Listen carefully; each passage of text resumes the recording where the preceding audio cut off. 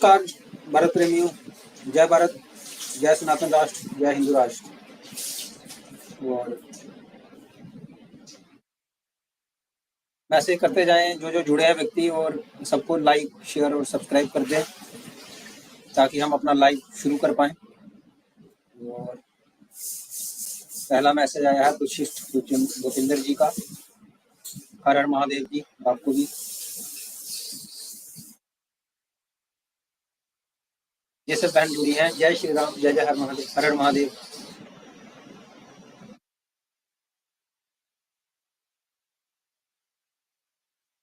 जय श्री कृष्ण, हर हर महादेव, नमो वाहिगुरु।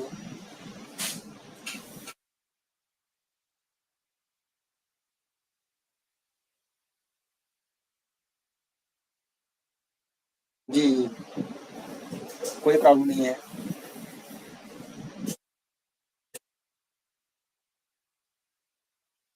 राम राम आपको, बुधिराज जी।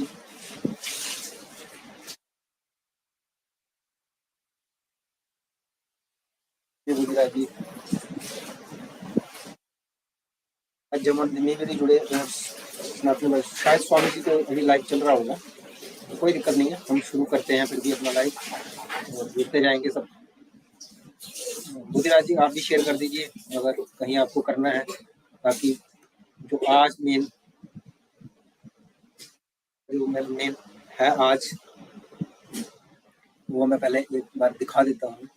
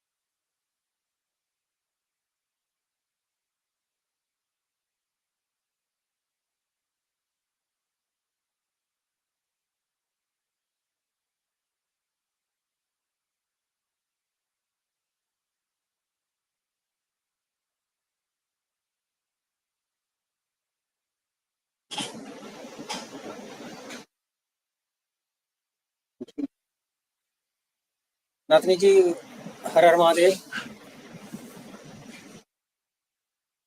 अच्छा, आवाज सही नहीं आ रही है, बुधिराज जी कह रहे हैं, अभी चेक करिए जरा।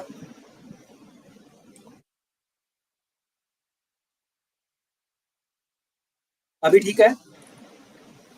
एक बार ए बी का चेक करा दीजिए, अगर ठीक है तो फिर हम अपना लाइव शुरू करें।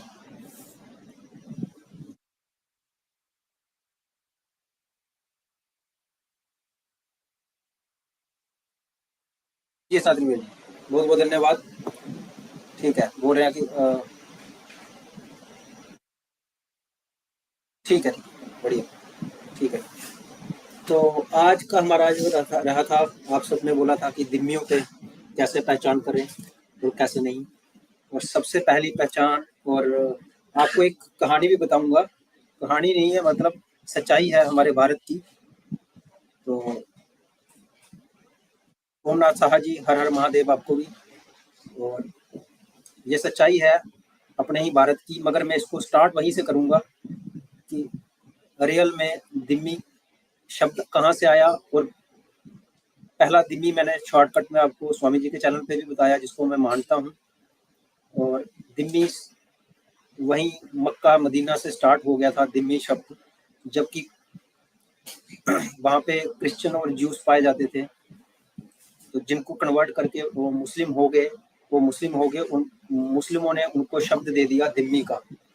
और दिम्मी को ये हक दिया जाता है कि दिम्मी अपना राज तो चला सकते हैं, मगर उनको जजिया देना पड़ता है किसी भी मुस्लिम राष्ट्र में रहते हुए।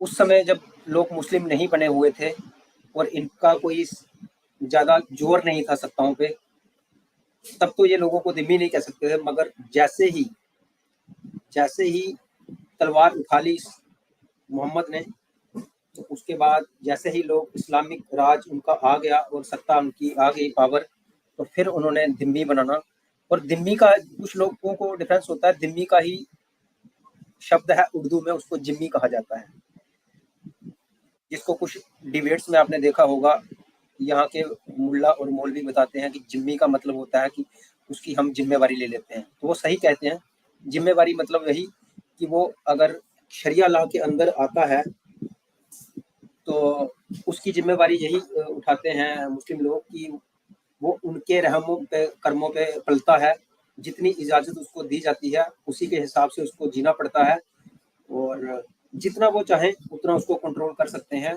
जितनी इजाज़त शरिया लॉ के मुताबिक वो उसको देना चाहें उतनी ही दे सकते हैं। ये नहीं है कि हर राष्ट्र में उनको बराबर हक होंगे, जितने वहाँ के जो सत्ता में बैठे होंगे, खलीफा बैठे होंगे, वो जितनी सत्ता अपनी सत्ता के हिसाब से दिम्मियों को जितनी पावर देना चाहेंगे। अगर वो चाहते होंगे कि वो अपने भगवान की या मतलब अपना जिसको भी वो मानते हैं कि उसकी पूजा करने का उनको हक है या नहीं, वो शरिया लॉ वाले डिसाइड करेंगे। उनको उनसे जजिया लेना है और उसी हिसाब से, जिस हिसाब से आप टैक्स भरोगे उसी हिसाब से आपको छूट मिलेगी। और कुछ जगह पे मैं सुन रखा हूँ कि जब इस्लाम वहाँ पे आ गया था तो इस्लाम में सुअर खाना हराम है, शराब पीना हराम कर दिया था जब, तो उसके बाद वहाँ के दिम्मियों को जो जजिया देते थे, तो कुछ जगह पे अलाउड था उनको कि वो अपने बुतों की पूजा मतलब ज्यूस या क्रिश्चियन कर सकते हैं। जैसे क्रिश्चियन में शराब पीना बढ़िया माना जाता है, तो उनको शराब पीने का हक था, उनको सुअर खाने का भी हक दे देते हैं, क्योंकि ये एक गिरोह है, इसको ताकत चाहिए होती है, तो ताकत मिलती है आर्थिक रूप से, तो उनको वो टैक्स चाहिए, वो लूट के भी लेते हैं, मगर फिर भी अगर कोई जजिया के द्वारा उनको टैक्स दे रहा है तो वो कुछ जगह पे उनको छूट मिल जाती है। अब पहचान आ जाती है। मैं पहला दिम्मी मानता था, दिम्मी की डेफिनेशन बड़ी बड़ी अलग है, ये आपको मैंने मेन बता दिया। अब आपको मैं दिम्मी का वो अर्थ बताने लगा हूँ कि दिम्मी हमारे बीच में पाए किस तरह से जाते हैं।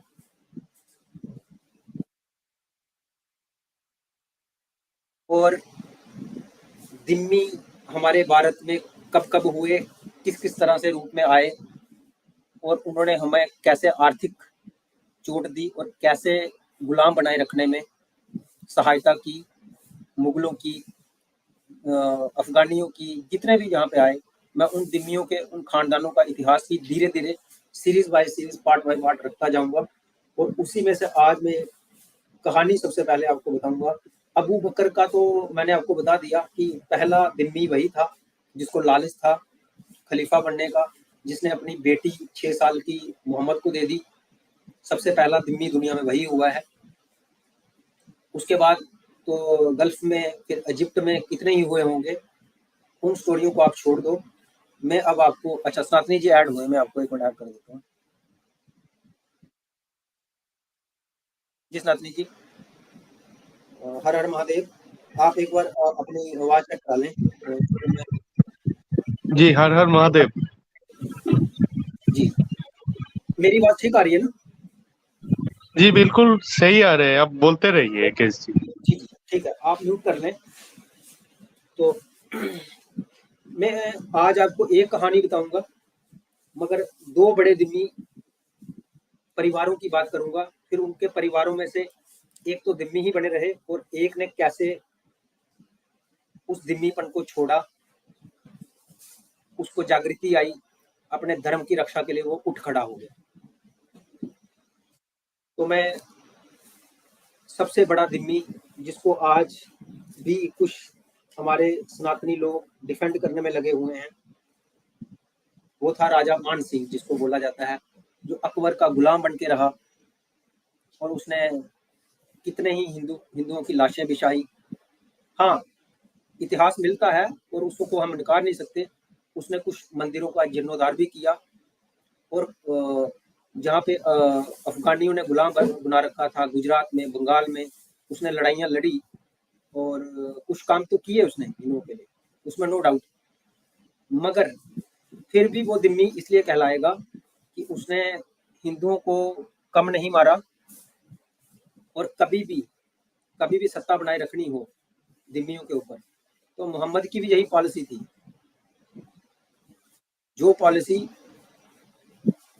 मान सिंह ने चलाए रखी। मगर मैं अब आपको इतिहास की तरफ ले जाता हूँ कि उससे पहले एक राजा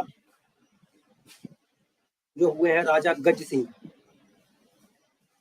क्योंकि राजस्थान में सबसे ज्यादा हमले हुए हैं मुगलों के। किसी भी, समझ लो ये भी एक द्वार था हमारे भारत में घुसने के लिए। तो मारवाड़ की राजधानी होती थी जोधपुर। तो राजा गज सिंह की जो राज था वो 1619 से लेके 1638 तक रहा। तो उनके घर दो पुत्रों का जन्म हुआ। एक थे अमर सिंह राठौड़ और दूसरे थे जसवंत सिंह राठौड़। अमर सिंह राठौड़ बड़े थे उनसे और जसवंत सिंह छोटे थे। अगर राजा गज सिंह जो भी राज्य चलाते थे वो भी एक दिम्मी के रूप में अपना राज्य चलाते थे, क्योंकि शहनशाह जो था, जिसको कहा गया भारत का शहनशाह, के अंतर्गत थे। क्योंकि बहुत से, मैं एक राजा की बात नहीं करूंगा, बहुत से ऐसे राजे रजवाड़े हुए हैं जिन्होंने उसको शहनशाह माना था और वो अपने छोटे छोटे राज्यों में अपने हिंदू राजा बनके या उनका सूबेदार बनके किसी ना किसी तरह से रहते थे और उनके दरबार में पेश भी हुआ करते थे। ऐसे बहुत से हिंदू राजा हुए। और मैं आपको ये भी बता देता हूँ कि शहनशाह हो जो था, उसके दरबार में 80% जो दरबारी हुआ करते थे वो हिंदू ही हुआ करते थे। मैं तभी कहता हूँ कि हमारे किले जब भी खोले गए हैं ना, अंदर से खोले गए ना, तो वो अपने ही लोग थे जिन्होंने खुद के राज के लिए अपनी प्रजा पे बहुत उत्पीड़न किया, अपनी प्रजा का बहुत जुल्म किए, क्योंकि उनको सिर्फ सत्ता भोगनी थी। उनको धर्म से कुछ लेना देना नहीं था। तो चरित्र हमारा जो था ना, बहुत पहले से बिगड़ चुका है। खाली मुगलों ने आके नहीं बिगाड़ा। किसी भी शक्ति का जो ह्रास होता है तभी दूसरी सत्ता बाहरी आके उस पर कब्जा करती है। जब तक आप धर्म के साथ जुड़ के रहोगे, चरित्र के साथ आपके ऊंचा रहेगा, तो कोई भी आपके ऊपर सत्ता नहीं पा सकता, क्योंकि धर्म भी तब आपकी रक्षा करता है। धर्म से विमुख होके ही आप मतलब चरित्रहीन होते हो, फिर सत्ता विहीन होते हो और फिर ही आप दिम्मी बनते हो। तो राजा गज सिंह भी मेरी नजर में दिम्मी थे, मगर उनके घर में जब पुत्र ने जन्म लिया, राजा गज सिंह के बहुत बड़े इतिहासकारों ने अपने अपने तरीके से लिखा है। मैं उसमें से निष्कर्ष निकाला हूँ, तर्कों के ऊपर आपको सारी कहानी बताता जाऊंगा और जो उसमें सच्चाई हुई है। मगर जो अमर सिंह जी हुए हैं, उनके बड़े बेटे, क्योंकि राजा का वो तो सम्मान करते थे, मगर वो अपनी कुछ माताओं का सम्मान नहीं करते थे। इसलिए क्योंकि राजा गज सिंह ने 13 शादियां की थी, यहाँ तक मुझे इतिहास में मिला है। और उन 13 शादियों में एक उन्होंने, जैसे आज हमारे लोग घर वापसी करवा रहे हैं ना, कि बहुत दुखी हैं, बहुत पीड़ित हैं, इनकी घर वापसी कर लो, उन्हीं में से एक वो आगरा से भगा कर लाए थे। वो 13वीं थी, वो मुस्लिम थी। अमीना कहीं कुछ, कहीं अमीना बेगम कहीं कुछ, नाम मिलते हैं उनको। हम नाम कुछ भी रख ले, मगर उसने अपना जिहाद तब भी जारी रखा।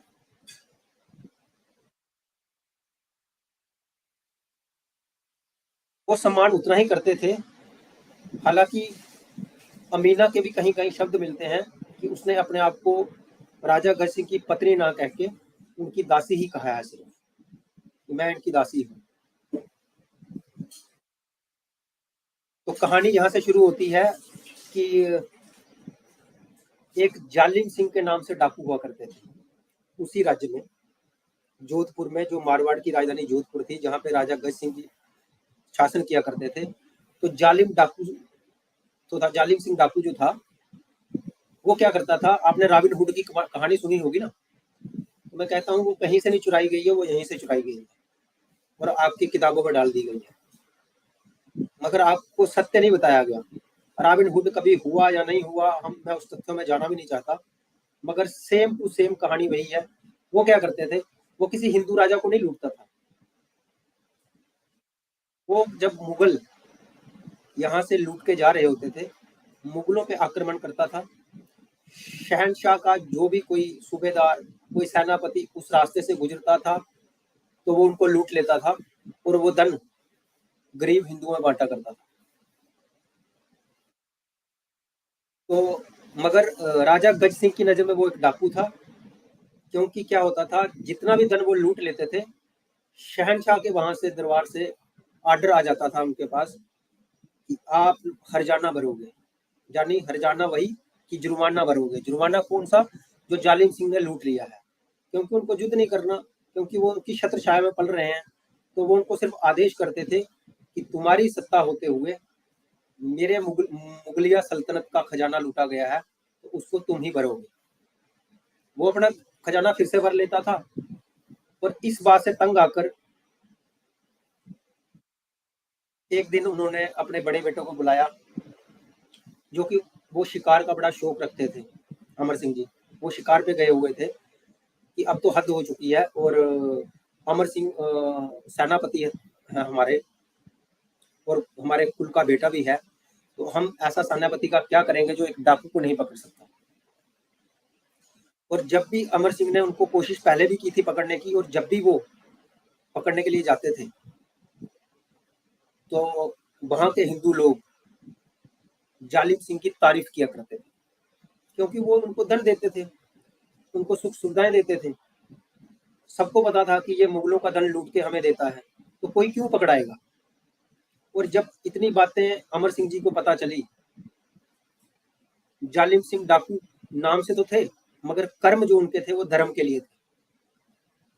तो अमर सिंह जी का दिल पिघला और उनको उनकी अच्छाई समझ आई, तो उन्होंने लोगों के आगे नतमस्तक होकर कहा कि एक बार मैं उनके दर्शन करना चाहता हूँ।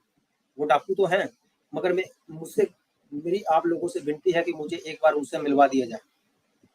तो इसी तरह किसी न किसी तरीके से उन तक संदेश पहुंच गया और एक दिन उनकी मुलाकात आपस में हो गई जंगल में। अमर सिंह जी ने उनका स्वागत किया, डाकू जालिम सिंह ने अमर सिंह जी का, और अमर सिंह जी ने उनसे विनती की कि आप सिर्फ नाम से डाकू हो, मगर काम जो आपके हैं, मैं आपको खुद बोलता हूँ कि आपके काम संतों के जैसे हैं। आप तो संतों वाला काम कर रहे हैं, तो फिर आपको घबराने की जरूरत क्या है। मैं आपको अपने पिताजी के सामने पेश करूंगा और आपको क्षमा दिला दूंगा जो भी आप कार्य करते हैं। मगर जालिम सिंह बहुत ही चतुर और महान व्यक्ति थे। उन्होंने कहा कि अमर सिंह, आज तक वो हाथ नहीं बने जो मुझे जकड़ लें, और वो दिमाग नहीं जो मेरे से चतुराई कर जाए। मैं क्यों मान लूं तुम्हारी बात, क्योंकि मुझे कैसे यकीन होगा कि राजा मुझे क्षमा करेंगे, क्योंकि मैं दंड तो लूटता हूँ, मगर तुम्हारे पिताजी उन्हीं की छत्र छाया में पल रहे हैं, और मुझे पता है कि वो हरजाने के रूप में तुमसे लूट लेते हैं, तो वो मुझे क्षमा नहीं करेंगे। तो उन्होंने उनको वचन दिया कि मैं एक दिन आपको लेके जाऊंगा और मैं आपको क्षमा भी दिला दूंगा। और उनकी आपस में शर्त लग गई, जालिम सिंह और अमर सिंह जी की। और पहले के डाकू बड़े महान हुआ करते थे। आप भी कहीं अगर कोई व्यक्ति राजस्थान का होगा, इसको सुनेगा ना, तो वो क्या करते थे, पत्थर लिख देते थे, चिट्ठियां डाल देते थे, क्योंकि उनको अपने अपने कर्म पर, अपने कर्तव्य पर गर्व हुआ करता था कि आज हम डाका डालने आ रहे हैं, अगर कोई पकड़ सके तो पकड़ लो, ललकारते थे। तो उन्होंने तब भी अमर सिंह जी को ललकारा, मतलब उस राजधानी जोधपुर को ललकारा।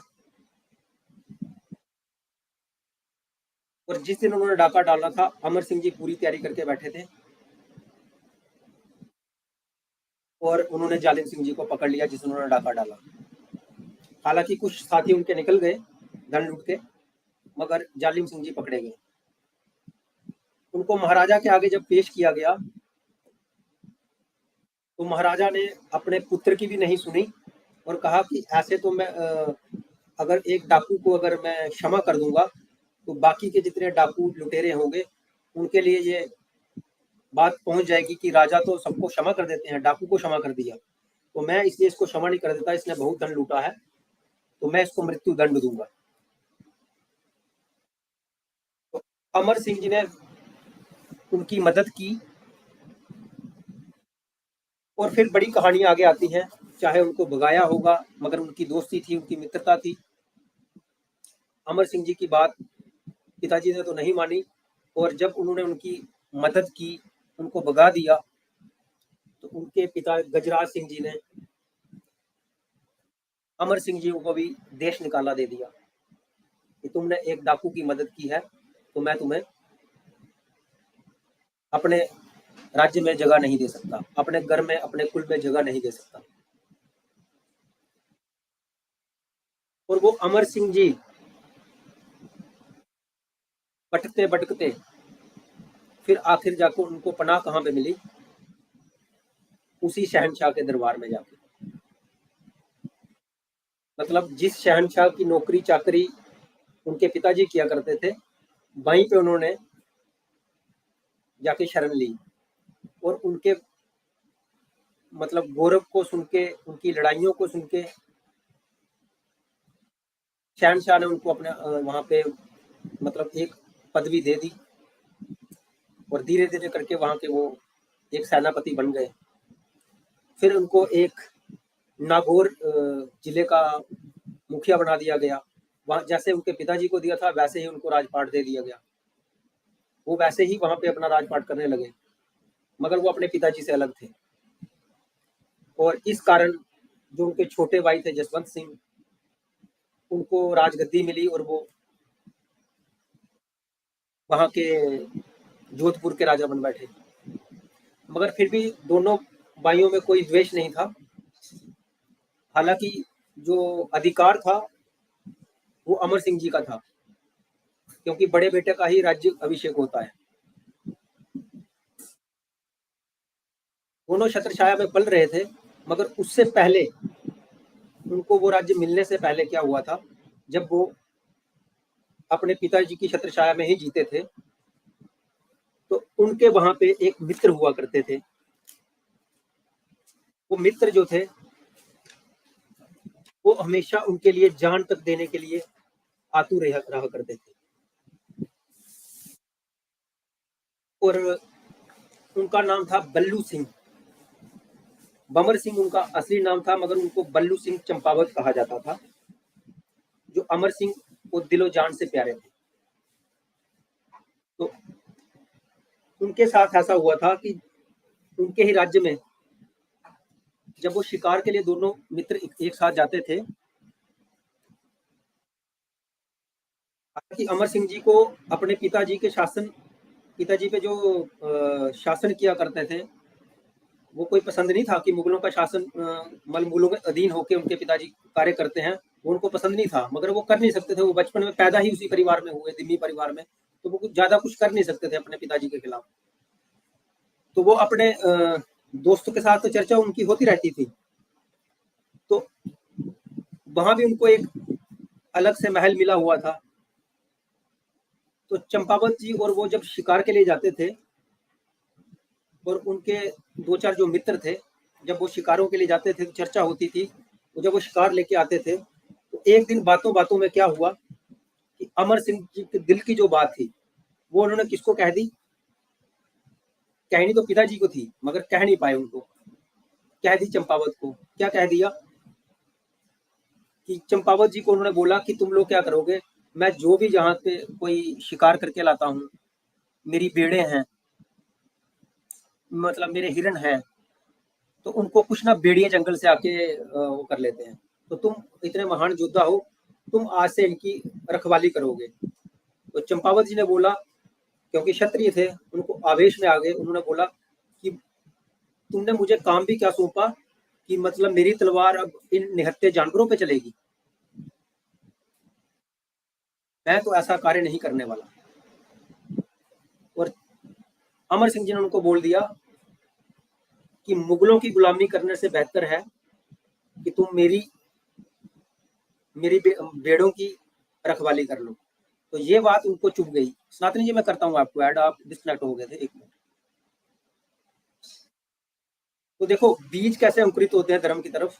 ये बात जब चंपावत जी को चुभी, मगर उनको भी गुमान था अपने राजपूत होने पे, और दोनों क्षत्रिय थे। तो हालांकि अमर सिंह जी को उनको मनाना चाहिए था, उन्होंने वो नाराज होके उनसे उनके राज्य को छोड़ के चंपावत जी चले गए। उन्होंने किसी और राज्य की जाके शरण ले ली, क्योंकि वो क्षत्रिय थे, उनको कहीं भी नौकरी मिल जाती थी। तो वो उन्होंने अपनी मित्रता को नहीं निभाया। हालांकि अमर सिंह जी को उनको अपनाना चाहिए था, मगर उन्होंने उनको नहीं अपनाया। तो इस बीच क्या हुआ, ये बातें जब उनको याद आई, कब, जब अमर सिंह जी को उनकी बहुत जरूरत थी। ये बात उन्होंने अपने भतीजे से कही। एक राम सिंह करैक्टर है उसमें। हालांकि कुछ लोग उनको भंवर सिंह का ही पुत्र बोलते हैं और कुछ जसवंत सिंह का बोलते हैं। अब मैं इसमें निष्कर्ष निकालूंगा तो मैं कहूंगा कि वो भंवर सिंह के ही पुत्र यानी चंपावत जी के पुत्र हो सकते हैं, क्योंकि चंपावत और जो अमर सिंह जी थे वो उम्र में मतलब एक जैसे ही थे, और जसवंत सिंह बहुत छोटे थे, और उनका पुत्र उस समय इतना बड़ा हो नहीं सकता। मगर कई इतिहासकारों ने इसको लिखा है, जितनों को मैंने पढ़ा, कि वो जसवंत सिंह के पुत्र थे।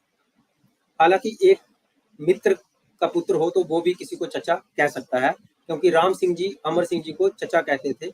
ये स्टोरी आपको मैं आगे आगे बताता जाऊंगा कि इसमें खेल कैसे हुआ और एक दिम्मी कैसे जग के एक कर्तव्यनिष्ठ धर्म के लिए लड़ने वाला बन गया।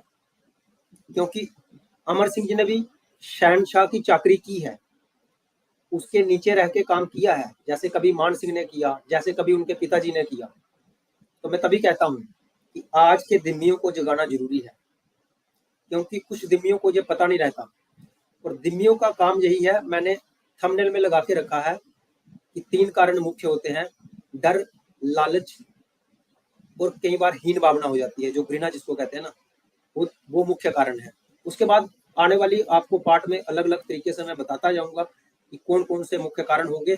और मैं इस कहानी को लंबा ना करते हुए शार्ट में आपको मुख्य चीज बता रहा हूँ, क्योंकि कहानी बहुत लंबी है, बड़े पार्ट हैं। क्योंकि इन जो मैं 2 योद्धाओं की आपको कहानी बता रहा हूँ, वो आपको किसी भी हमारी बुक्स में नहीं पढ़ाई गई। यही षड्यंत्र हुए हैं हमारे खिलाफ। महाराणा प्रताप जी को नहीं पढ़ाया गया, तो इनकी तो छोड़ दो आप, ये महाराणा प्रताप जी से कतई कम नहीं रहे हैं। जब आप इनकी गाथा सुनोगे तो आपका सीना गर्व से चौड़ा होगा। ये वो व्यक्तित्व हैं, अगर ये इनको अगर आज 70 सालों तक पढ़ाया होता तो आज हमारे देश में योद्धा पैदा हुए होते, ना कि दिम्मी जो 70 सालों से 75 सालों में इस कांग्रेस ने किया है, अदृश्य सत्ता ने किया है, शेरों को बकरियों की खाल पहना के रखी है, दिम्मी पैदा किए हैं, नपुंसक हो गए हैं लोग, धर्म को नहीं जानते हैं लोग। कहानी शुरू होती है जब वो मैं राजा जी का नाम भूल रहा हूँ, जब चंपावत जी दूसरे किसी राज्य में शरण लेते हैं, तो देखो दिम्मी ही हिंदुओं का दुश्मन रहा है, ये आज मैं आपको प्रूव करते जाऊंगा। हालांकि वो राजा भी कोई आजाद नहीं थे, अपना राज्य उसी तरह से चला रहे थे जैसे बाकी राजा चला रहे थे। मगर चंपावत जी ने किसी शहनशाह के आगे शरण नहीं ली, क्योंकि उनका हिंदुत्व पहले से मजबूत था। अमर सिंह जी और हिंदुत्व बाद में मजबूत हुआ, मगर चंपावत जी एक ऐसे योद्धा रहे हैं कि जब वो दूसरे राज्य में गए तो उन्होंने अपने अपने बल से इतनी उपलब्धि हासिल की कि वो वहां के सेनापति बन बैठे। और ये बात जो वहां के पुराने जो सामंत होते थे उनको नागवार गुजरी, तो उन्होंने उनके खिलाफ षड्यंत्र करना शुरू कर दिए। वो उनको वहां से भगाना चाहते थे। तो एक दिन क्या हुआ कि उनको फंसाने के लिए सामंतों ने क्या किया, जो महाराज थे वहां के, उनको बोला कि महाराज आप ना एक वहां पे शेर हुआ करता था, एक शेर को लाके ना खड़ा कर दिया, और उन्होंने महाराज से घोषणा करवा दी कि मेरे राज्य में कौन इतना बलवान है जो इस शेर के साथ लड़ेगा और इसको मारेगा। और वो अपनी मर्जी से कौन आना चाहता है। तो शेर को देख के कोई भी आगे नहीं बढ़ रहा था, मगर वो चाल थी, उनको पता था कि ये गर्व करते हैं अपने आप पे और ये कूद पड़ेंगे और शेर इनको खत्म कर देगा। मगर चंपावत जी भंवर सिंह जो थे वो आगे नहीं आए। तो वो भी देखना चाहते थे कि कौन हो रहा है मेरे मेरे अलावा इस राज्य में है ऐसा व्यक्ति जो इस शेर से लड़ पाएगा। जब कोई भी नहीं आया तो वहां के सामंतों ने राजा के पास खड़े होकर बोला कि हमारे राज्य में कोई ऐसा व्यक्ति ही नहीं निकल रहा है, तो ये तो बहुत महान बनते हैं, इन्होंने सबको हराया है मल्ल युद्ध में, तो क्यों ना इनको अजमाया जाए और आप राजा जी आप खुद इनका नाम लीजिए। तो जब राजा को लगा कि ये तो अपमान हो जाएगा मेरे राज्य का कि कोई वीर ही नहीं निकला, तो राजा ने फिर उनको बुलाया और कहा कि यहाँ पे तो कोई भी नहीं निकल रहा, तो आप ये काम करो, आप इस शेर से लड़ो।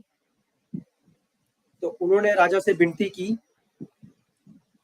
कि राजा जी एक निहत्थे शेर से, एक जानवर से लड़ना कोई बहादुरी नहीं है, वो निर्जीव है, मैं अगर उससे लड़ूंगा उसका काम वन में रहना है, उसको हम अपने जगह यहाँ पे लेके आए हैं, तो अगर हम उस पर लड़ेंगे तो हम कैसे योद्धा कहलाएंगे। तो इस बात पे ना सामंतों ने उनका मजाक बनाया कि ये तो बड़ा योद्धा बना फिरता था, इसकी तो हवा निकल गई, ये तो नपुंसक निकला, बड़ा कुछ बोला उनको। और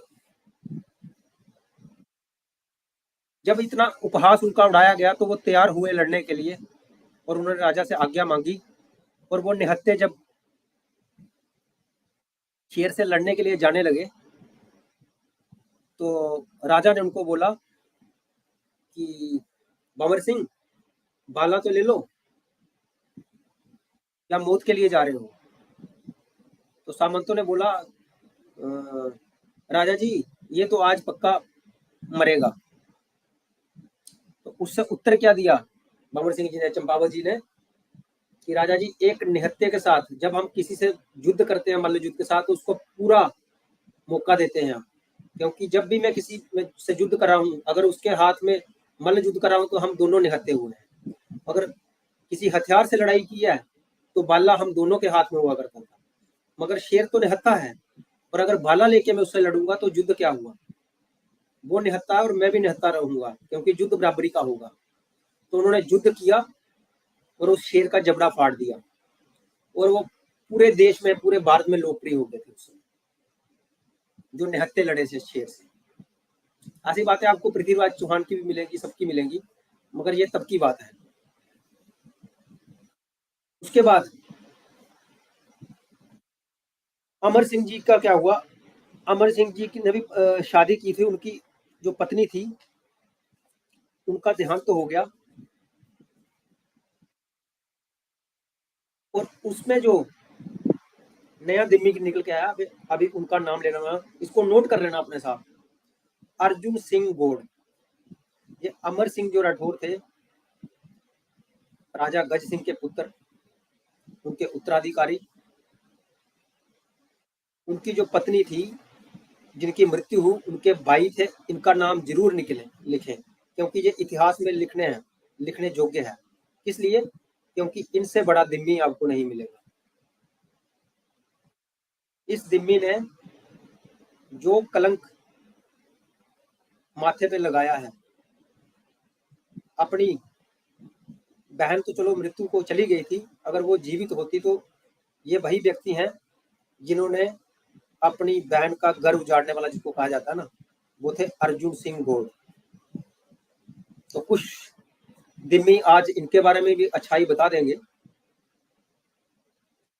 और अच्छा अजीत अंजुम जी बोल रहे हैं पिन डालो, जी जी, अच्छा अगर आप जुड़ना चाहते हो तो मैं थोड़ी देर में ना कहानी खत्म करके सबको मौका दूंगा, जी जी, और मैं पिन भी डाल दूंगा, कोई दिक्कत नहीं, मैं पिन अभी डाल देता हूँ, अगर आपको जुड़ना है तो मैं अभी डाल देता हूँ। बस मेरी कहानी खत्म होने वाली है, कहानी बड़ी लंबी है, मैं इसको शॉर्टकट में, दिम्मी को लाना जरूरी है तो इसलिए मैं वो चीज रख रहा था, तो आप बने रहिए, मैं थोड़ी देर में आपको लिंक दे दूंगा। सुनिएगा साथनी जी, आप भी नोट कर लीजिएगा, आपने कहीं भी ये हिस्ट्री में नहीं पढ़ा होगा और बहुत से लोगों ने हो सकता है पढ़ा भी हो। अर्जुन सिंह मैं गोड। थोड़ा थोड़ा जानता था राकेश जी, लेकिन इतना डिटेल्स में देखिए स्कूल के हिस्ट्री बुक्सों में तो नहीं पढ़ाए जाते, लेकिन मेरे पास थोड़ा राजस्थान का ये राजपूतों का किताब है, लेकिन तो उधर भी थोड़ा थोड़ा इन्फॉर्मेशन थे, इतना डिटेल इन्फॉर्मेशन नहीं थे मेरे पास भी। जी जी जी। तो हुआ क्या, ये एक एक हमारे वहां पे हुई है, जो मतलब अर्जुन सिंह गोड हो गए। तो पहले क्या, राजाओं में आपको पता है कि शादियां तो हो ही जाया करती थी, पर जब कोई ऐसे कानून थोड़े ना थे कि हिंदू दो शादी नहीं कर सकता, मगर आज भी अगर किसी की पत्नी की मृत्यु होती है तो वो शादी कर सकता है। और तब तो राजा जी जी। बड़ी बड़ी शादियां किया करते थे। और अमरजीत सिंह जी की भी शादियों के उदाहरण मिलते हैं कई जगह पे। कोई 3 बताता है, कोई 4 भी बता देता है, और कोई 2 ही बताता है कि उन्होंने बस उनकी पत्नी की जब मृत्यु हो गई थी तो उन्होंने एक और शादी की थी। तो उनको बोला जाता है हाडी रानी।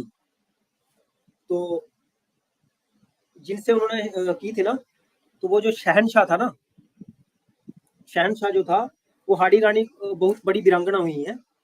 मतलब अपनी शादी से पहले ही जो उनका सेनापति था शहनशाह का, सलावत शेख उसका नाम था। तो वो क्या करता था, जो हाडी रानी के जो पिताजी थे ना, वो कोई बहुत बड़े क्षेत्र के राजा नहीं थे, मतलब ऐसे छोटे छोटे रजवाड़े होते हैं ना। तो उन्होंने भी शरण ले रखी थी आगरा में किसी जमाने में। तो वो क्या करता था, अपनी गंदी नजर उनकी बेटी पे रखा था ये वही हाडी रानी है। सलावत शेख इन पे गंदी नजर रखा करता था। तो वो खुद वीरांगना थी, हथियार चलाना जानती थी। तो जब वो एक बार उनके साथ बदतमीजी करने की कोशिश कर रहा होगा ना, तो वो खंजर लेके उन्हीं से लड़ बैठी थी। तो दोबारा उसने कभी उनके ऊपर नजर नहीं डाली, मगर वो हमेशा इस रहता था इस चक्कर में कि किसी तरह मैं इनको अपना लूं, अपना बना लूं, क्योंकि उनके लिए काफिर तो थी ही, मैं अपने हरम की रानी बना लूं उनको। तो उनके पिताजी वृद्ध थे, तो अब वो उस सल्तनत से उन्हीं के अंडर रहते थे, तो युद्ध तो कर नहीं सकते थे। मगर धीरे धीरे उन्होंने क्या किया कि उन्होंने देखा कि मेरी बेटी को हो सकता है कि ये कभी बंदी बना ले या उठा ले जाए। तो उन्होंने छोड़, अनुपम जी, हर हर महादेव, हर हर महादेव। और उन्होंने क्या किया कि वो राज्य छोड़ के, तो वो वहीं जोधपुर के आगे पीछे कहीं ना बस गए थे। तो वहीं वहीं पर इनकी मुलाकात हो गई अमर सिंह जी की, शिकार करते समय जंगल में, क्योंकि वो भी शिकार के लिए आई हुई थी। तो जब इनकी आपस में चर्चा हुई, वार्तालाप हुआ, तो उन्होंने इनका हाथ मांग लिया इनके पिताजी से जाकर। मगर इनके पिताजी ने, हालांकि अमरजीत सिंह जी कम नहीं थे, तो इनके पिताजी ने क्या रखा, उनके आगे शर्त रखी, उनके आगे शर्त रखी कि मैं अपनी बेटी का हाथ, मैंने ये प्रण लिया हुआ है, मैं अपनी बेटी का हाथ उसके हाथ में दूंगा जो उस सलावत शेख का सर काटेगा। तो अमर सिंह जी ने क्या बोला, उनको पता था मेरे पिताजी आगे ही शहनशाह के मतलब नीचे काम करते हैं, उन्हीं के जिम्मी तो थे ही वो, तो हम खुद उनमें हैं। तो उन्होंने बोला कि मैं आपको अभी एक वचन दे सकता हूँ, क्योंकि राजपूत का वचन कम नहीं होता। जब वचन दे दिया तो वो राजपूत अपनी जान दे सकता है, वचन नहीं तोड़ेगा। मैं अभी आपको उसका सर लेके नहीं दे सकता हूँ, मगर हाँ, आप मेरा प्रस्ताव मान लीजिए, आप इनकी विदाई कर लीजिए। मतलब राजस्थान में बोला जाता है गोना, मेरा गोना इनसे कर दीजिए। तो मैं आपको ये वचन देता हूँ कि बड़ी जल्दी एक दिन मैं उस सलावत शेख का सर जरूर काटूंगा, ये मेरा आपको वचन रहेगा। तो उनको भी उनके ऊपर विश्वास हो गया। तो उन्होंने, अगर अगर आप ये विश्वास के साथ कहते हो तो मैं आज से आपको अपना दामाद मान लेता हूँ, और मैं बड़ी जल्दी आपके साथ इनकी शादी कर दूंगा। और हुआ भी वही, हाड़ी रानी का उनके मस्त शादी हो गई। और जब वो वहां पे रहते थे तो सलावत शेख को तो ये पता ही था कि अब हाड़ी रानी जो है वो इनकी धर्मपत्नी है। तो वो फिर भी उसकी गंदी नजर वहां पे रहती थी। तो वो कोई ना कोई षड्यंत्र अमर सिंह जी के खिलाफ करता रहता था और शाहजहां को बोलता रहता था कि आज ऐसा हो रहा है, कभी वैसा हो रहा है, कभी वैसा हो रहा है। तो हुआ क्या है कि जब इनकी शादी हुई थी ना, शादी जब होने के लिए जा रही थी, तो उसने क्या षड्यंत्र रचा, उसको पता था, चल गया ना कि ये मांग के आया है। तो उन्होंने क्या किया, शाहजहां को बोला कि क्योंकि शाहजहां का बड़े चहेते थे, क्योंकि उनके लिए लड़ाइयां लड़ी उन्होंने भी, क्योंकि दिम्मी थे ना वो। तब जब उन्होंने लड़ाइयां लड़ी तो उन्होंने छुट्टी मांगी, वहां से छुट्टी मांगी शाहजहां से कि मुझे छुट्टी दीजिए, क्योंकि मेरा मेरा गोना हो चुका है, अब मुझे शादी के लिए जाना ही होगा। तो सलावत शेख ने देखा कि अब मैं इससे बदला कैसे लूं, क्योंकि जिसके ऊपर मैं नजरें गड़ाए बैठा था वो तो अमर सिंह ले गया। तो उसने शाहजहां के कान भरना शुरू किए। जैसे ही शाहजहां ने उनको छुट्टी दी कि 7 दिन की मैं तुम्हें छुट्टी देता हूँ, मगर 8वें दिन तुम्हें दरबार में पहुंचना होगा, क्योंकि हमें आगे जंग लड़नी है, तो इसलिए मैं तुम्हें छुट्टी नहीं दे सकता। और 7 दिन तो उनको जाने और आने में लग गए, और सलावत शेख ने पीछे से कान भरना शुरू कर दिए उनके कि मैं क्या करूंगा। 7 के दिन 14 दिन उनके बीत गए, वो 14 दिन तक वापस नहीं आए। तो उन्होंने बोला मैं 7 दिन का इनको जुर्माना लगाऊंगा, 1 लाख रुपया रोज का, अमर सिंह जी को, क्योंकि अगर ऐसे हमारे सेनापति रहेंगे तो हम युद्ध कैसे जीत पाएंगे। तो शाहजहां ने बोला वो मेरा बड़ा वफादार है, अगर उसको दिन लग गए तो कोई बात नहीं, मगर उसको संदेशा जरूर भिजवाया जाए। तो सलावत शेख ने उनको अपने झांसे में लेके बोला कि मैं तो 1 लाख रुपया जुर्माना लगाऊंगा ही लगाऊंगा, अगर हम उसको जुर्माना नहीं लगाएंगे तो कल को जितने भी काफिर राजा हैं, हिंदू राजा काफिर जो हमारे नीचे काम करते हैं, वो सब बगावत कर बैठेंगे, तो फिर आप कहाँ के शहनशाह रहोगे। शहनशाह को बात चुभी, उसने फिर भी बोला कि हम फिर भी अमर सिंह के ऊपर, क्योंकि वो बहुत बलवान है, तो जिसके दम पर हम राज करते हैं उसके ऊपर हम जुर्माना नहीं लगा सकते, मगर तुम सख्ती से उसको संदेश भेजो। तो जो अमर सिंह जी का भतीजा था राम सिंह, उसको बुलाया गया, मतलब उसको तलब किया गया, जैसे आज किसी को तलब किया जाता है ना किसी भी देश में, हमारे जो राजदूत होते हैं, वैसा ही था वो। तो उसको तलब किया गया और उसको बोला गया कि तुम्हारे चचा ने ये औकात कैसे हो गई कि वो शहनशाह के दिए हुए समय को वो तोड़ सके। तो वो भी राजपूती खून था, उसको चिढ़ तो बहुत हुई, मगर अपने चाचा का आदर करते हुए उसने कुछ भी नहीं बोला, और वो गुस्से से लाल होकर वहां से निकला, वो संदेशा लेके अपने चाचा के वहां। तो उनकी नई नई शादी हुई थी, तो वो चले गए वहां पे। उन्होंने चाचा को बोला जाके कि तुम्हारे कारण चाचा आज मैं इतना कुछ सुन के आ रहा हूँ, अगर मेरा मेरा बस चलता, तुम्हारी इज्जत का ख्याल नहीं होता, तो मैं आज उस मुगलिया सल्तनत में सर काट देता उन दोनों के। तो उन्होंने बोला कि मतलब अमर सिंह जी ने उसको बोला कि काट देते, क्या तुम्हारे में खून नहीं रहा राजपूती।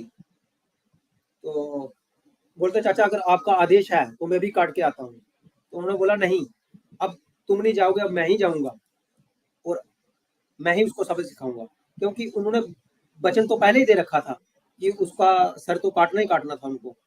तो अब तो उनको बहाना भी मिल गया, मगर उनको पता था कि मैं उस सल्तनत से बाहर तो बच के आ नहीं पाऊंगा। तो उनका एक और साथी होता था नाई, नाई वो करता था, उन्होंने उसको भी साथ लिया, और वो दो दो व्यक्ति सिर्फ उन्होंने किले में चले गए। दरबार में जैसे ही वो पहुंचे तो उसने सलावत शेख ने उनको और चिढ़ाना शुरू किया। जब उनको और चिढ़ाना शुरू किया, उनको और गुस्सा दिलाया, तो उन्होंने दरबार में ही गुस्से में आके, वो कटारी चलाने के बड़े ही वो थे, उनको निपुण माना जाता था, तलवार के तो थे ही थे, कटारी में उनको निपुण माना जाता था। तो उन्होंने शब्द बोलने से पहले ही कटारी से उसका सर काट दिया और सलावत शेख का सर कट गया।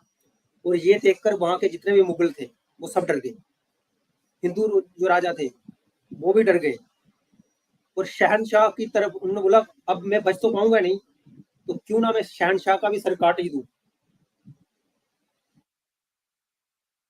तो वो जैसे ही उनकी गद्दी की तरफ आते भागे, और शहनशाह जो था, जिसको भारत भारत का शहनशाह कहा जाता था उस वक्त हिंदुस्तान का, वो अपनी बीवी के के पीछे चला गया, वहां से भागता भागता उस कक्ष में, उस हरम में जा बैठा क्योंकि उसको पता था कि ये हिंदू वीर है, ये कभी स्त्री पर प्रहार नहीं करेगा, ये मुगल जानते थे। तो जब वो अपनी बीवी के पीछे छुप बैठा ना, तो वो जो बीवी थी उसको भी लाने वाले, क्योंकि वो इनके हरम में 2,000 5,000 रहती थी। तो ये वो बीवी थी इसकी, जो अफगानिस्तान के किसी मुगल की ही मतलब बेटी थी, किसी और किसी राजा की, वहां के बादशाह की, जो इस शहनशाह से, क्योंकि ये अफगानिस्तान वाले मुगलों से जितने भी मूवमेंट थे इनसे ये लड़ा करता था शहनशाह, तो वो उसको पसंद नहीं करते थे। तो ये भी अमर सिंह जी ने उस युद्ध में जीती हुई थी, तो उसको उस पे भी मतलब जो उसकी बीवी थी शहनशाह की, उसको दोनों पे नाराजगी तो थी, बीवी तो बन के रहती थी क्योंकि उसको जीत के लाया था अमर सिंह, और वो शहनशाह को पेश की थी। तो उसकी बीवी ने उसको बोला कि धिक्कार है, तू हिंदुस्तान का शहनशाह है और मेरे पीछे वोट लेके छुप रहा है, मैं तो कभी तेरी बीवी नहीं बनती, इसी अमर सिंह ने जीत के मुझे तेरी झोली में डाला था, मगर आज तू मेरे पीछे छुपा हुआ है, मगर मैं लड़ूंगी इससे। और उसने कटार उठाई और अमर सिंह जी पे उसने हमला करने की कोशिश की, और शहनशाह वो छुप के रहा, मगर अमर सिंह जी ने उसको छोड़ दिया, क्योंकि वो स्त्री पे हमला नहीं कर सकते थे। और वहां से वो निकल आए और किसी की हिम्मत नहीं हुई उनको हाथ डालने की, और शहनशाह और जितने थे सारे, उसका अपमान हो गया। अगले दिन जब दरबार सजा तो सबको पता था कि एक नाई और एक अमर सिंह, दो मित्रों ने मिलके पूरे मुगलिया सल्तनत को हिला दिया। पूरे हिंदुस्तान में उसकी, पूरे अफगानिस्तान तक ये चर्चाएं फैल गई कि जो हिंदुस्तान को अपने आपको शहनशाह कहता है, मगर आपको इसीलिए ये इतिहास नहीं मिलते क्योंकि सिर्फ दो योद्धाओं ने पूरी मुगल सल्तनत को हिला दिया था। जो आज आपको कहते ना कि हमने 800 साल आप पे राज किया, ये कहानियां नहीं, ये सच्चाई है दुनिया की, ये जानने वाली चीज है कि कोई उनको हाथ नहीं डाल पाया, क्योंकि हिंदू राजा भी जानते थे कि अमर सिंह क्या चीज है। और अगले दिन दरबार में उसने इनाम रखा कि जो अमर सिंह का गला काट कर मेरे सन्मुख लाएगा, मैं उसको अपना आने वाला सेनापति उसको बना दूंगा। किसी मुगल में हिम्मत नहीं हुई, किसी हिंदू राजा में हिम्मत नहीं हुई जो उसके दरबारी बनने बैठते थे। 80% थे, सब डरते थे, सबको पता था कि अमर सिंह को हाथ डालना मतलब अपनी मौत को हाथ डालना है। तो उसमें गद्दार कौन निकल के आया, उसका नाम है अर्जुन सिंह गौड़। रिश्ते में वो क्या था, अमर सिंह का साला, जो जिस पत्नी की उनकी मृत्यु हुई थी उसका सगा भाई। हालांकि वो भी उनसे लड़ नहीं सकता था। तो उसने क्या किया, शहनशाह ने क्या रखा था, अपनी सभा में पान मंगवा के रखे थे, पान, कि जो भी अमर सिंह का के लिए मतलब सर काटने के लिए जाएगा, जिसको मैं सेनापति बनाऊंगा, वो ये पान खा के जाएगा। और किसी ने उस पान को चखा नहीं, और वो जो अमर सिंह जी का साला था उसने उस पान को चख लिया, खाया और कहा कि उसका सर मैं आपको ला के दूंगा, मगर आपको मेरी एक शर्त माननी होगी कि जिस तरह से मैं कहूंगा उसी तरह से कार्य होगा। तो बहुत बड़ा षड्यंत्र रचा गया, उसी दिन वहां पे षड्यंत्र रचा गया और वो पेश हुआ अमर सिंह जी के पास षड्यंत्र रच के। और वो षड्यंत्र पता क्या था, कि आप इतना डर जाओ कि जो मेन गेट थे ना वहां के सारे बंद कर दो, कि कहीं अमर सिंह हमला ना कर दे, ऐसी अफवाह उड़ा दो। अफवाह उड़ाई गई कि जो मुगलिया सल्तनत है अब तो वो डर चुकी है, उन्होंने अपने दरवाजे ही बंद कर दिए हैं किले के। तो और ये भी अफवाह उड़ा दी गई कि अब शायद वो हमला करने वाला है। हालांकि अमर सिंह जी कोई हमला करने वाले नहीं थे। अमर सिंह जी ने क्या किया, अर्जुन सिंह ने जो षड्यंत्र रचा वो कामयाब होता हुआ अमर सिंह जी के पास पहुंचा, और जो उनकी नई पत्नी थी आडी रानी, उनको अपनी बहन बोला, क्योंकि वो उनके जीजा जी थे, कि बहन हम इन मुगलिया सल्तनत से हम इनके साथ ज्यादा दिन दुश्मनी मोल नहीं ले सकते, क्योंकि वो अमर सिंह जी तो बस खाली यहाँ के राजा हैं, छोटे से एक राज्य के, वो पूरे हिंदुस्तान का शहनशाह है, तो हम कब तक बच पाएंगे, इसलिए हमें उनसे समझौता कर लेना चाहिए जैसे पहले चल रहा था। और मैंने बातचीत कर ली है शहनशाह से, वो मान गए हैं कि अगर अमर सिंह जी वापस आ जाते हैं तो मैं अपने साले की, यानी वो शहनशाह का साला था ना जिसको मारा था, शेख को, सलावत शेख को, तो मैं उसकी मृत्यु को भूल जाऊंगा और हम फिर से दोस्ती में रहेंगे और मैं सेनापति बना लूंगा फिर से आपको। तो ये एक बात याद रखना, हमारे दिम्मियों में और हमारे हिंदुओं में ये हमेशा रही है कि हम विश्वास कर लेते हैं, और विश्वास करते भी क्यों नहीं, क्योंकि वो जीजा था उनका और वो साला था, उन्होंने विश्वास कर लिया। तो उस दिम्मी ने क्या किया, उन्होंने क्या किया हुआ था, क्योंकि अमर सिंह जी वैसे तो झुकने वाले थे नहीं, तो उसने उनको अपनी बहन बना के, मतलब उनकी पत्नी ने बोला कि ज्यादा किसी के साथ लड़ाई और झगड़ा बैर लेके हमें नुकसान ही रहेगा, आप जाओ और समझौता कर लो। और वो भी निकल पड़े, अकेले ही वहां से निकल पड़े। और जैसे ही अमर सिंह जी वहां से निकले हैं, वहां पे क्या किया था, छोटा सा दरवाजा जो रखा था खुला, बाकी सारा कुछ बंद किया हुआ था। अमर सिंह जी समझ गए थोड़ा सा, उन्होंने बोला कि तू मुझे लग रहा है, थोड़ा सा तो उनका दिमाग ठनका कि सारे दरवाजे बंद कर दिए, तू मुझे झुकाना चाहता है। ये नहीं उन्होंने सोच रखा था कि ये दिम्मी मुझे ही खत्म कर देगा, उन्होंने बस इतना सोचा कि तू मुझे उनके सामने झुकाना चाहता है, मेरे सर को, क्योंकि राजपूती गुमान था ना, घमंड था, गर्व था, तो कि तू मुझे झुकाना चाहता है, मैं अपना सर कभी भी इस दरवाजे से नीचे झुका के कभी नहीं जाऊंगा। इसलिए मैं क्या करूंगा, मैं पहले अपनी टांगे अंदर करूंगा और फिर अपना सर लेके जाऊंगा ताकि मेरा सर ना झुके। तो वो जैसे ही झुकते हैं ना, जैसे ही अपनी टांगे अंदर करते हैं दरवाजे की तरफ, बीच में फंस जाते हैं, उसमें उतनी ही जगह थी, इतनी देर में वो अपनी कटार निकालता है और उनकी मुंडी को काट देता है। और जब वो मुंडी काट रहे थे तो उन्होंने भी अपनी, क्योंकि वो निहत्थे थे, मगर उन्होंने एक छोटी कटार हमेशा वो अपने पास छुपा के रखते थे, उस कटार से उसको भी काटने का प्रयास किया। कहते हैं कि उसका आधा मुंह जो है वो कट गया था, नाक और काफी उसको घाव हो गया था, वो भी कट गया था। मगर उसके बाद शहनशाह को पता चल गया जैसे ही कि अब अमर सिंह को इसने मार दिया है, और शहनशाह ने क्या किया, यही वही जो आज के पाकिस्तानी मुस्लिम हमारी लाशों के साथ करते हैं ना, हमारे सैनिकों के साथ, बस वैसा ही कृत्य करने की कोशिश की कि सर तो धड़ से अलग था ही, उसको शत विशत करके वहां पे रख दिया, और कोई भी उसको, मतलब ना मुख्य अग्नि दी गई ना उसका संस्कार, क्योंकि वो इस्लाम में हराम था, उनको वो चिता जला नहीं सकते थे, और ना उन्होंने दिवाया, वैसे ही उनको छोड़ दिया। अब ये बात उड़ती उड़ती कहाँ पहुंची, जो अब मित्र की बात कहाँ याद आई, चंपावत जी जो थे ना, चंपावत जी, भवन सिंह जी, ये बात उन तक पहुंची, क्योंकि ये पूरे हिंदुस्तान में फैलने लगी कि ऐसे ऐसे करके एक जो अर्जुन सिंह साला था, क्योंकि उसकी कितनी थूत हुई होगी तब के राजपूतों में, उसने अपने जीजा का सर ही कटवा दिया। तो ये होते हैं दिम्मी। आज आपको सिर्फ कहानी से एक प्रकार का दिम्मी बता रहा हूँ, कहानी बहुत बड़ी हो गई और सबको समय भी देना है, तो 1 घंटा होने वाला है, 1 घंटे के अंदर मैं चाहता हूँ कि मैं स्टोरी को खत्म कर दूं। तो चंपावत जी की स्टोरी बहुत लंबी है, इसलिए मैं बस दिम्मी का आपको आज बता दिया, और बस इतना मैं बता दूंगा, कल हम इस स्टोरी को आगे लेके जाएंगे कि चंपावत जी ने कैसे इसका बदला लिया, फिर राम सिंह जी का इसमें क्या योगदान रहा, जो उनके भतीजे थे, मैं उनको चंपावत जी का ही पुत्र समझता हूँ। ये बहुत वीर योद्धाओं की कहानी है आगे, और अगर आप हिस्ट्री में खोजोगे ना, इन्हीं चंपावत जी को बोला गया है कि इन्होंने जन्म जिंदगी में एक बार लिया है। ये आपको राजस्थानी जो दोहे गाए जाते हैं ना, गीत लोगों में मिल जाएगा, जो राजस्थान से होंगे उनको पता होगा कि जन्म इन्होंने एक बार लिया, मगर नहीं, और फिर इनका पुनर्जन्म भी हुआ दूसरी बार, मगर मृत्यु को इन्होंने 3 बार,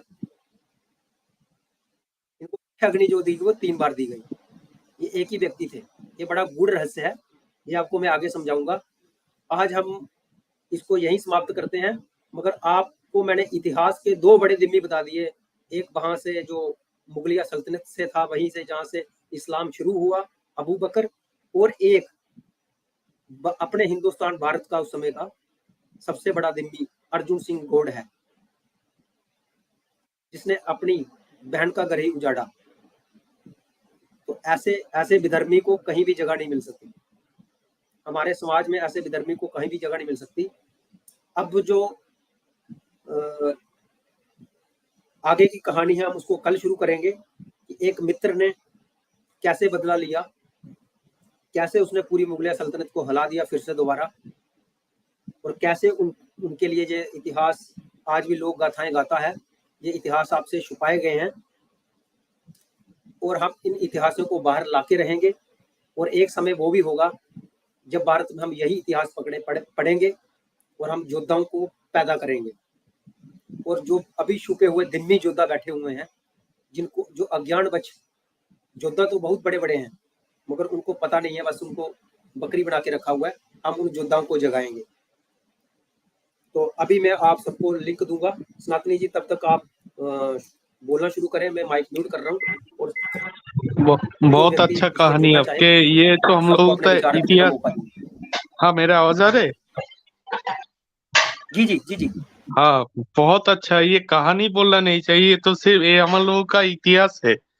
और ये जो आपने बोला, ये इतना डिटेल्स से मेरे को भी मालूम नहीं था कि इतना सारा कहानी।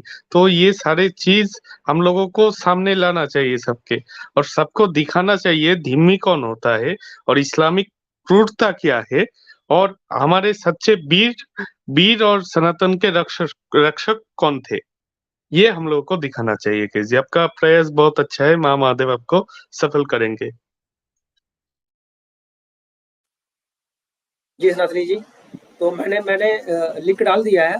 जो भी भाई जुड़ना चाहें वो लिंक से जुड़ सकते हैं।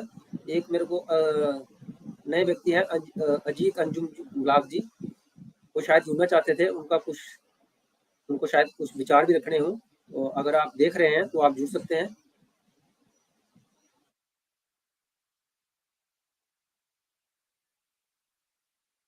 अनुपम जी भी जुड़े हुए हैं और सनातनी जी जुड़े हुए हैं। सनातनी जी, हर हर महादेव आपको भी।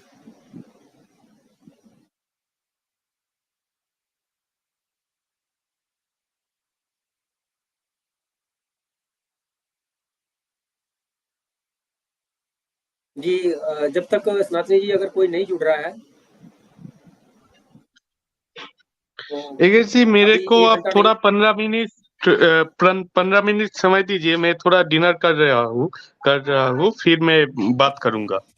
जी सनातनी जी, अभी 1 घंटे से कम हुई है स्ट्रीम, तो मैं अगर कोई नहीं जुड़ रहा है अभी तक, क्योंकि पहले तो ये मैसेज कर रहे थे कि पिन डालो भाई, तो मैंने अब डाल दिया है। तो जिसको जुड़ना हो जुड़ जाइए। तो तब तक मैं थोड़ी सी स्टोरी को और कंटिन्यू कर देता हूँ फिर, क्योंकि अभी समय है। जी जी, कंटिन्यू करते रहिए आप, अगर कोई नहीं जुड़ रहा है अभी। जी, अब सुनना क्या हुआ था। जो राम सिंह जी थे ना, जो भतीजे उनके थे, और महारानी जो थी, जब महारानी तक ये खबर पहुंची, जो नई उनकी रानी थी, आड़ी रानी, और इनका नाम शायद एक कर्मावती अलग हुई है राजस्थान से, पर इनको कंवरवती कुछ करके भी कहा जाता था। कंवर महारानी, हांडी कंवर महारानी, जो अमर सिंह जी की पत्नी थी, जिसके ऊपर सलावत शेख नजर रखता था। तो देखो, सती का हमारे ऊपर मजाक उड़ाया जाता ना कि हमारे ऊपर सती का था। मैं कई बार इसको और चैनल पे बता चुका हूँ कि सती प्रथा हमारे बीच में कहाँ से आई। तो तब तब वही था, जौहर और जो सती वाला यही था कि तब क्या करती थी, जो हमारी राजे रजवाड़ों की महारानी होती थी, वो सती हो जाती थी।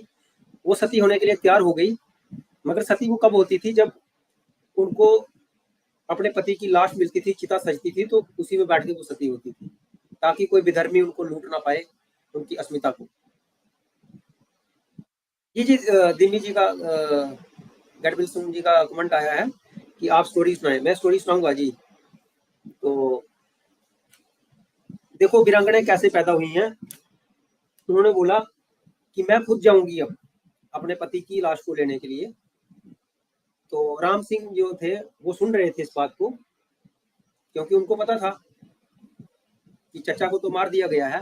राम सिंह जी ने बोला, उनको माता जी कहते थे, माता जी आप चिंता ना करें, अभी आपका बेटा जिंदा है, थे तो भतीजे ही, आपका बेटा जिंदा है, मैं एक सनातनी योद्धा के जिंदा होते हुए आपको जरूरत नहीं है, और मैं ये प्रण लेता हूं कि मैं आपको आपके पति की लाश लाके दूंगा, आप मतलब सतीत्व की तैयारी करें, आप चिता सजा के बैठे, मैं आपको लाश लाके दूंगा। तो अब ये एक हमारी वीरांगना की कहानी है। अब देखो, दो योद्धाओं में लड़ाई हुई थी ना, मैंने आपको पीछे बताया, किस बात पे, कि सिर्फ अमर सिंह जी ने चंपावत जी को ये कहा था कि तू मेरी भेड़ें चरा, मगर उन्होंने उनको दोबारा मनाया नहीं उन्होंने। और जब वो अंत में जब प्राण दे रहे थे ना, तो कहते हैं, अब किसी ने सुना या नहीं सुना, वो कहानी में डाला होगा, तो उनको मित्र की याद आई थी, तब उनको मित्र की याद आई थी कि अगर आज वो जहाँ पे होता, क्योंकि वो तो अकेले गए थे ना, तो मगर वो अपने साले पे यकीन करके गए थे, तो साला दिम्मी निकला, क्योंकि उसको लालच था कि मुझे सेनापति बनना है, किसका, शहनशाह का तलबे चाटने थे उसको भी। मगर उस शहनशाह ने क्या किया, क्योंकि जो मुगलों में किया जाता है, ये आपको बड़ी जगह स्टोरी मिल जाएगी, उसने उसको भी मरवा दिया। बात वही आ गई ना, जो अपने जीजा का, जो अपने धर्म का ना हो सका, वो दूसरे का क्या होगा। उस दिम्मी को कटवा दिया उसने उसी वक्त, तो मिल गई उसको भी सेनापति, तलबे चाटने वाला, गया विधर्मी वो भी। ऐसे विधर्मियों के साथ यही होना चाहिए, और ऐसे दिम्मियों के साथ जो आज जो दिम्मी सोचते हैं ना कि हम निकल के कहीं चले जाएंगे, हमें क्या लेना देना हिंदुओं से, हम क्यों लड़े मरे इनके लिए, जो अपने शरीर के साथ प्रेम करते हैं ना, वो तुम्हारे साथ यही करने वाले हैं दिम्मियों, सुन लो, क्योंकि इतना तो उनको भी पता है ना कि जो अपने धर्म का ना हुआ वो दूसरे का क्या होगा। और यही आज के गल्फ के लोग जो मुस्लिम बने हुए हैं, वो आज पूरे भारत, पाकिस्तान, बांग्लादेश, जितने भी एशिया के मुसलमान को कुत्ता कहते हैं, उनको कन्वर्टेड कहते हैं, क्योंकि वो जानते हैं तुम्हारा सच, कि तुम्हारा खून भ्रष्ट हुआ है, सिर्फ धर्म भ्रष्ट करके तुम बैठे हो, तुम मुस्लिम हो ही नहीं, वो तुम्हें खुद दुत्कारते हैं कि तुम मोमिन हो ही नहीं, तुम काले कुत्ते हो। ये बातें मेरे सामने की कही हुई है, वो फिर भी हिंदू को इज्जत देते हैं, याद रखना मेरी बात, क्योंकि उनको पता है ये वो लोग हैं जिनको हमेशा से दबाया गया, मगर ये अब भी नहीं दबे, जो आज भी जहाँ पे भारत में अपने सनातन बन के बैठे हुए हैं ना, उनकी इज्जत हर जगह है, मगर इन कन्वर्टरों की इज्जत कहीं नहीं है। ये जितना मर्जी चिल्ला ले, उनसे ज्यादा चिल्लाते हैं ये। वही हाल उस विधर्मी का हुआ, वही सदियों से चलता आ रहा है, जब से ये इस्लाम आया ना, यही हुआ है दिम्मियों के साथ, थूक के चटवाते हैं इनको, जिजिया लेते हैं ना इनसे, तो पहले थूकते थे इनके उस पे, दिम्मियों पे, मगर जो वीर थे वो हमेशा लड़ते रहे और मरते रहे। उन्होंने कभी अपने स्वाभिमान के साथ समझौता नहीं किया, जैसे राम सिंह जी ने नहीं किया, जैसे चंपावत जी ने नहीं किया, जो बबर सिंह है। अब बबर सिंह जी गुस्सा तो थे, जब उनको खबर भी लग गई ना, तो मित्र मित्र होता है, उनके दिल में थी तो सही भावना, मगर उनकी पत्नी के बारे में सोचना, मैं कहीं लिख नहीं रखा, तो अगर मुझे याद आता तो मैं उनका ऐसी वीरांगना का नाम भूलना नहीं चाहिए, और अगर मुझे वो नाम मिलता है तो मैं आपको बता देता हूँ। मगर उनकी पत्नी का व्यक्तित्व देखना, जो बबर सिंह जी की पत्नी थी, उन्होंने उनको कुरेदा कि वो आपके मित्र थे, तो क्या आपका धर्म नहीं बनता कि अगर उनको मार दिया गया है कि उनका बदला लेना। तब उन्होंने उनको ललकार के क्या बोला, मगर बबर सिंह जी के ऊपर कोई ज्यादा उस बात का महत्व नहीं समझा उन्होंने अपनी पत्नी को, कि वो कहना क्या चाहती है। जैसे आम में कोई एक बार व्यक्ति बात बोलता है ना, पति पत्नी बात करते तो कई बार नहीं सुनता, और गुस्सा तो उनके दिल में था ही कि कभी उसने मुझे रोका नहीं और दोबारा कभी बुलाया नहीं। तो उन्होंने क्या किया, जो पत्नी थी उस दिन उन्होंने क्या किया, उनको खाना नहीं परोसा, अपनी दासी के द्वारा खाना भिजवाया। और खाना भी कब कैसे भिजवाया, मिट्टी, अरे मतलब जो राजे थे, जो वो भी एक योद्धा थे, तो अच्छा घर था, सब कुछ था उनके पास, वो भी सोने के बर्तनों में खाते थे, तो उनको मिट्टी के बर्तन में खाना परोसा गया। तब जब उन्होंने दासी से बोला कि ये क्या बात है भाई, मुझे मिट्टी के बर्तन में खाना क्यों परोसा जा रहा है, और आपकी महारानी कहाँ है आज मेरी? उन्होंने कहा कि क्षमा कीजिएगा, मैं तो दासी हूँ महाराज। हर हर महादेव मुस्कान जी, जय श्री राम। और मुझे खाना ऐसे मिट्टी में क्यों परोसा जा रहा है? तो वो दासी बोलती, क्षमा करिएगा महाराज, मेरी इतनी जरूरत नहीं है कि मैं आपको मिट्टी के बर्तन में, मगर महारानी जी का ये आदेश था कि मुझे खाना आज आपको इसी मिट्टी के बर्तन में दिया जाए। तो वो उनको पल भर भी समझ नहीं लगा कि मेरी महारानी आज गुस्से में है, कुछ ना कुछ चक्कर है, इसलिए मुझे जाकर बात करें। उन्होंने खाना छोड़ा और वो पहुंच गए, और उन्होंने कुछ नहीं बोला कि आप गुस्से में क्यों हूं। उन्होंने सीधा प्रश्न किया कि आप चाहती हैं कि मैं अमर सिंह जी का बदला लेने जाऊं? तो उन्होंने बोला, महारानी ने, कि मुझे मेरी माता जी ने समझाया था कि कायर पति से बेहतर है, कायर पति के साथ रहने से बेहतर है कि वीर पति के साथ चिता में सती हो जाना। ये थी हमारी वीरांगनाएं। और आज की हमारी जो दिम्मी समाज की हैं, जो रील्स बनाती हैं, कमरे मटकाती हैं, क्योंकि उन्होंने कभी पढ़ा ही नहीं इन चीजों को। उन्होंने पढ़ा वही जो बेस्ट की किताबें मिली आपको एनसीईआरटी में, कभी अपने इस चीज को जानने की कोशिश नहीं की। क्योंकि उस वक्त होता था भाई, मैं मानता हूँ उस चीज को, सती होती थी उस वक्त वीरांगनाएं, क्योंकि मुगलों का बड़ा ज्यादा जोरदार वो जिस भी सुंदर स्त्री को देखते थे वो उठा ले जाते थे। ये घूंघट प्रथा भी राजस्थान में वहीं से आई है, इसीलिए घूंघट करती थी महिलाएं। एकेश जी, और पूरे ये भारत लोग में, मृत नारियों को भी नहीं छोड़ते मुगल लोग। अगर किसी नारी हाँ का बिल्कुल, मृत भी मिलते उनके साथ इसीलिए भी दुराचार करते हैं। इसीलिए तो चिता में सती होती थी सनातनी जी, इसीलिए चिता में सती जी होती थी। बिल्कुल। और मैं शॉर्टकट में बड़ी सारी लोगों के अलग अलग चैनल में जाके बोला हूँ, जो अपने लोग ही कहते हैं, अपने लोग ना, उनको पता नहीं है इतिहास, वो डिफेंड करने जाते हैं तो क्या बोलते हैं, हाँ ये हमारे अंदर बुराई थी। भाई तुम्हारे अंदर बुराई नहीं थी, तुम्हारी मजबूरी थी। ये भी उन मुगलों की ही देन है कि तुम्हें ये सती प्रथा लानी पड़ी थी। और कुछ कुछ कुछ डिफेंड एकेश करने जी, जाते हैं जिन्होंने अपनी हिस्ट्री नहीं पढ़ हमारे रखी। परंपरा में कोई बुराई नहीं है, ये इन हम्म, लोगों का प्रोपोगंडा है। सनातन धर्म का अगर पढ़ोगे तो सनातन धर्म में कोई बुराई नहीं है, सारे चीज का लॉजिकल एक्सप्लेनेशन है। हम्म। तो फिर क्या करते हैं, उनको पता था कि बहुत बड़ा शासन है। अब देखो, जो जहाँ पे चंपावत जी जहाँ पे नौकरी करते थे ना, तो जिस दिन उनको सामंतों ने शेर से लड़वाया था ना, उन्होंने उस राज्य को भी उसी दिन छोड़ दिया। वो अपनी मेहनत करके अपने तरीके से रहा करते थे। छोटा सा राज्य उन्होंने जो बसाया था अपना, जितना भी महल था उनका, जो भी था, तो उनके बहुत से साथी थे। तो उन्होंने क्या किया, जो अपने जितने भी साथी थे उनमें से 500 घुड़सवार तैयार किए, और अपनी रानी को क्या बोला, जब उन्होंने बोला, जब रानी के जो वचन सुने ना उन्होंने, तो उन्होंने खाना भी नहीं खाया, और उन्होंने बोला कि मैं अब निकलूंगा अपने मित्र की मौत का बदला लेने के लिए। और उनको पता था कि मैं वापिस तो नहीं आ पाऊंगा, तो इसलिए उन्होंने क्या किया, क्योंकि ये जो आज करते हैं ना, मैंने आपको बताया, ये तब भी यही करते थे हमारी लाशों के साथ, चाहे वो हमारी स्त्री महिला हुआ करती थी, चाहे वो पुरुष हुआ करता था। जी, और ये गंदगी आई मोहम्मद से। मोहम्मद खुद अपने चाची के मृतदेह के साथ ऐसा दुराचार करते थे, ये उनके किताबों में लिखा है केस। अच्छा मुस्कान जी जुड़े हैं, अगर आप मुस्कान जी आपको जुड़ना है तो मैंने लिंक दे रखा है, और कोई भी जुड़ सकता है, मैंने सबको लिंक दे रखा है, और मैं एक बार फिर से दे देता हूँ अगर किसी को जुड़ना हो। अगर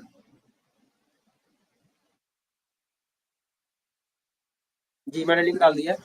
तो ये क्या करते हैं, 500 घुड़सवार तैयार करके, और रानी को पता था कि ये वापस आए जाए। रानी ने बोला कि मैं भी चिता सजा लूंगी, जैसे मतलब रानी ने सजा के रखी है, उनको पता था सब जगह की रानी ने चिता सजाने की तैयारी कर दी हुई है।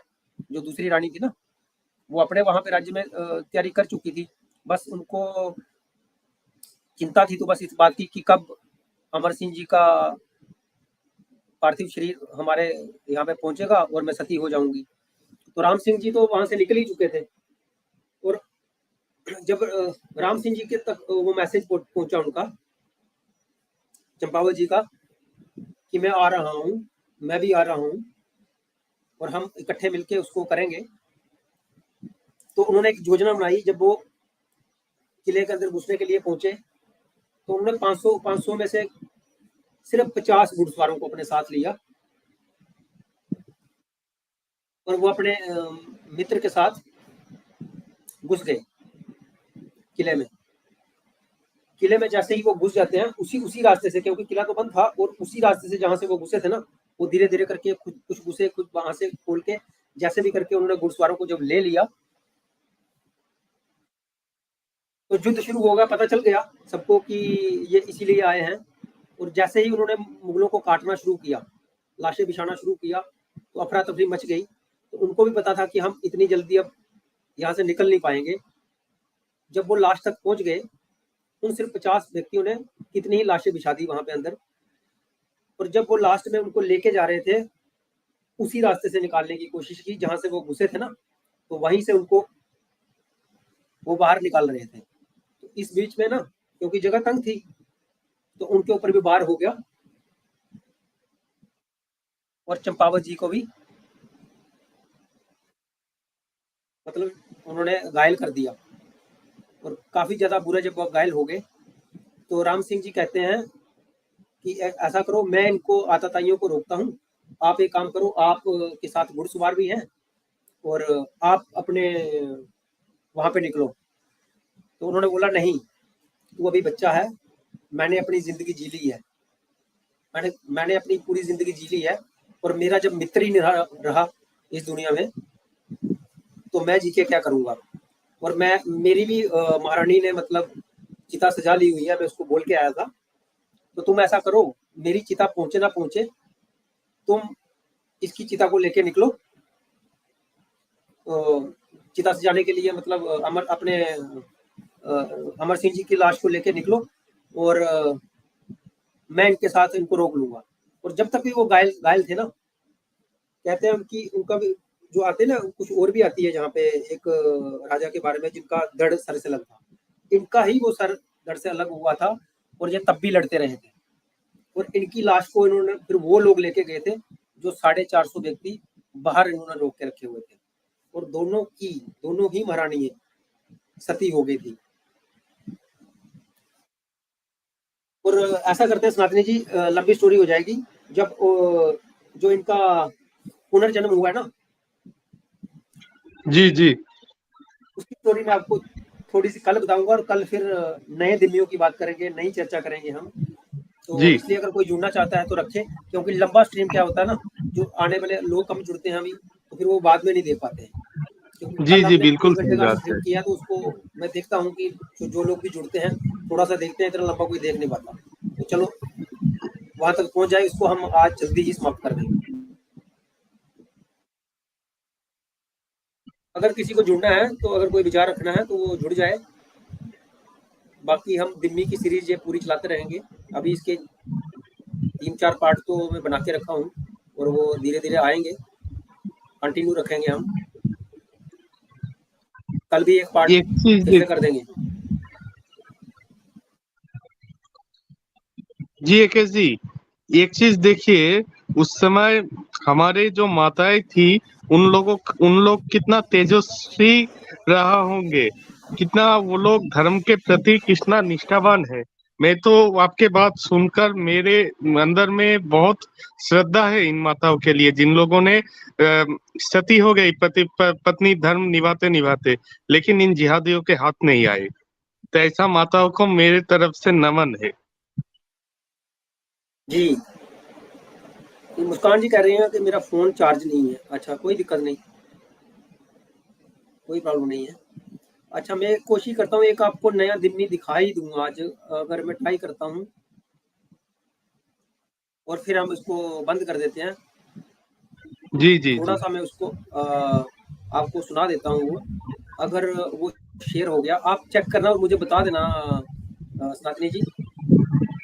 एकेश जी, मैं एक धिम्मी का बात बोलूं आपको। आपने अबू बकर का नाम जब ले ही लिया, मेरे दिमाग में और एक धिम्मी है मोहम्मद के जमाने में, जी जी जी। जिसने ये जब बदर की लड़ाई हुई, मोहम्मद की जो पहला अमीन बना अबू उबैदा, उसने अपने बाप का कत्ल करके बाप का सिर मोहम्मद को भेंट किया। तो मोहम्मद ने बोला कि मेरे मोमिनों का यही कर्तव्य है, ये हमारा गिरोह का पहला अमीन बनेगा और हर मुसलमान को इनकी तरह बनना है।